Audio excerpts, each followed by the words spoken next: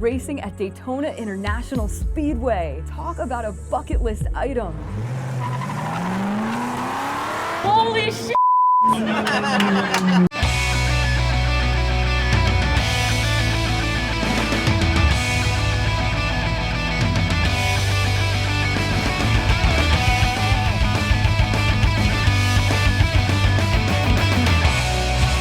Welcome to the 2013 Daytona Chump race. What makes this race so cool is that it eliminates the primary barrier that prevents people from participating in motorsports.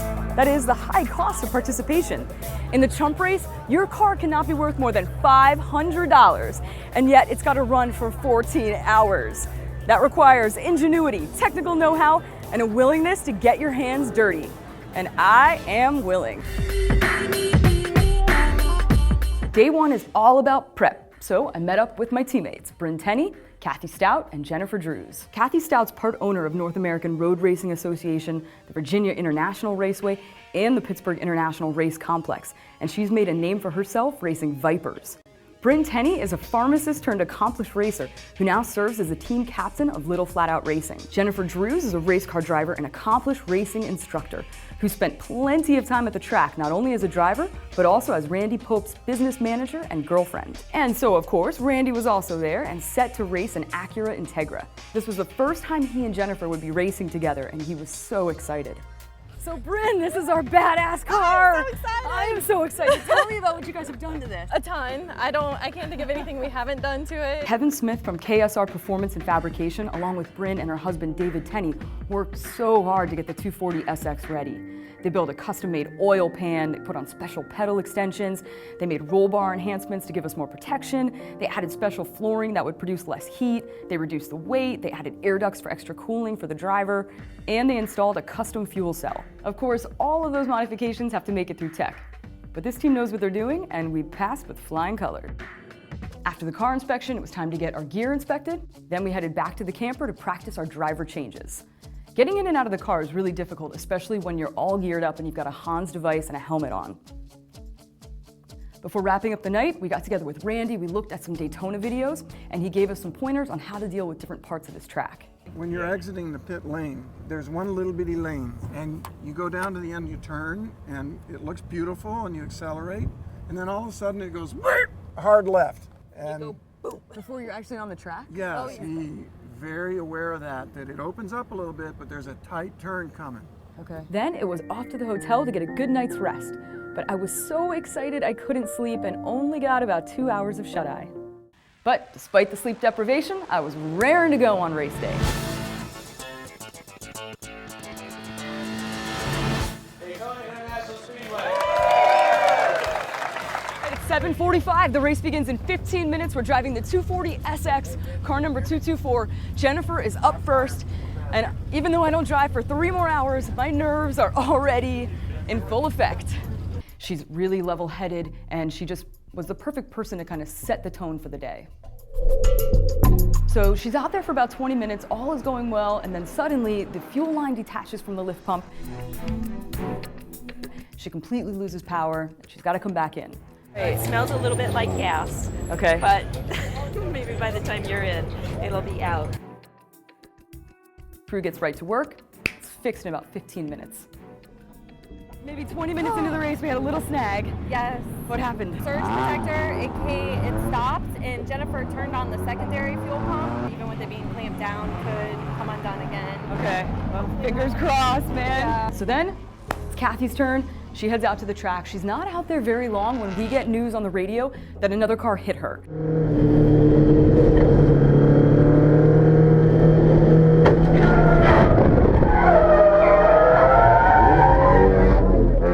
We're not really sure what's going on, but immediately I'm scared for her. I'm completely freaked out. It was a strong reminder of how dangerous this really is.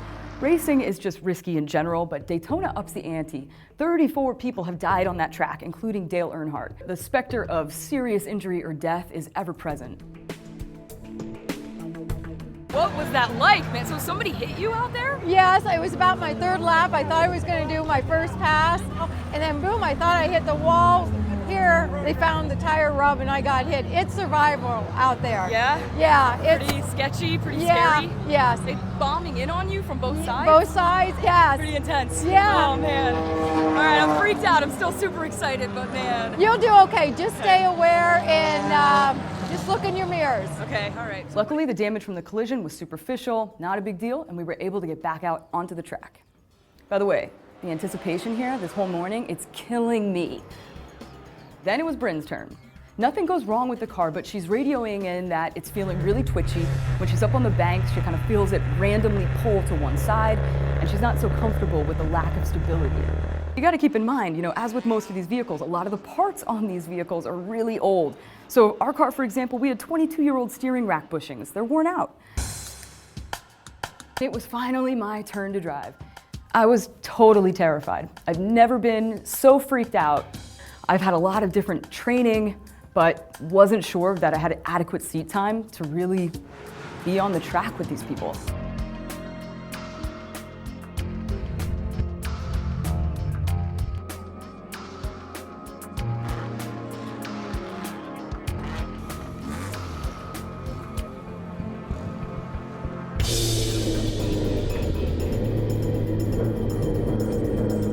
I'm out on the track, completely freaked out. Trying to remember my envelope of awareness and everything that Randy has taught me and paying attention to my mirrors but not getting too distracted by the traffic. All is going well, I'm just trying to basically be predictable. That's what Randy advised. Don't make any sudden moves.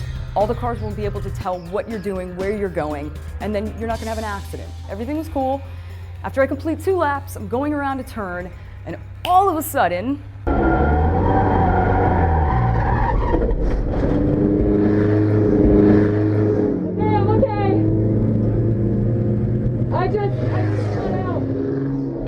again, the fuel line detaches from the lift pump. I lose my power.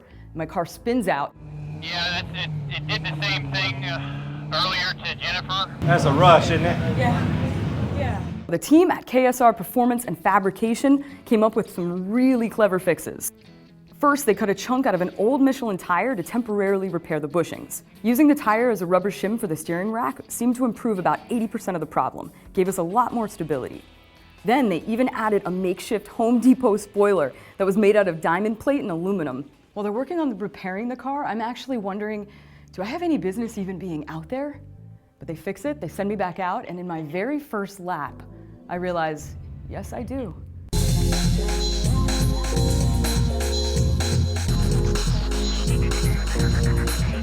Everything changed. All of my fear transformed into something so much bigger. Everything felt holy. So I just finished driving my first full stint. Man, I found my way home out there. I was able to pass cars. I got up to the highest part of the bank. It is hard to find words that can adequately describe just how phenomenal that experience was. I did not want to come in, but I have to share.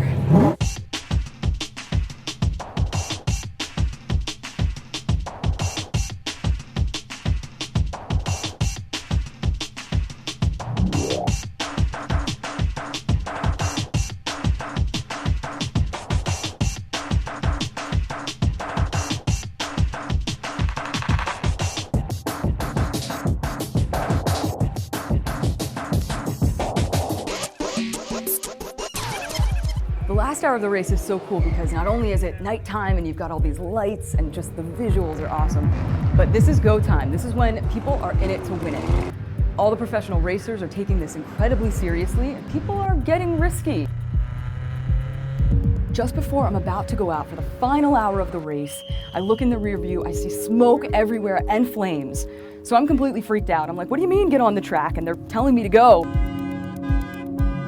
Later, I learned that as a guy was fueling up, he caught on fire. The car exploded, and luckily the guy with the fire extinguisher was doing his job and was able to put the man out quickly and effectively. That was really scary and brought home just how dangerous all of this is.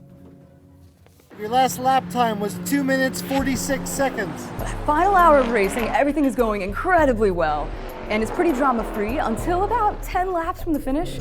I'm coming around turn 2 and I get smacked. A BMW hits me. He's trying to basically take the inside, but I'm able to deal with the oversteer and get it right back on track, and then Clear sailing.